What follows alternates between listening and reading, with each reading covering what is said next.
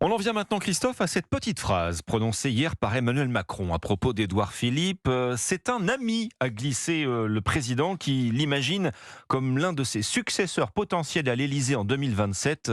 Le maire du Havre, quant à lui, a modérément apprécié. Petite phrase tombée quelques heures avant la venue d'Elisabeth Borne au Havre. Au menu, l'implantation d'une plateforme de carburant alternatif. Entre l'ancien et l'actuel Premier ministre, la sympathie est réciproque et réelle. Édouard Philippe a tout fait pour esquiver les questions sur son avenir. La déclaration du chef de l'État est perçue comme une flèche empoisonnée, Maï-Hélène Trémollet.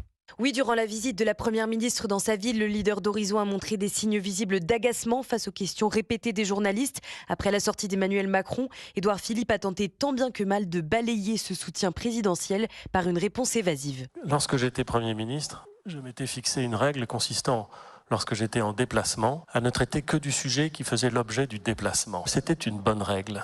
Et j'ai décidé de me l'appliquer à moi-même encore aujourd'hui. Donc nous sommes ici pour parler du Havre. Et je vous propose que nous en restions là. Il faut dire que la déclaration du président est ambiguë quand on sait les relations plutôt froides, voire distantes que les deux hommes entretiennent. D'autant plus que ces propos d'Emmanuel Macron vont à l'encontre de la stratégie d'Édouard Philippe. Le maire du Havre cherche à se démarquer du chef de l'État depuis plusieurs mois pour s'imposer sur la scène politique comme leader indépendant. L'ancien Premier ministre s'apprête entre autres à publier à la rentrée un nouveau livre sur le thème de l'éducation.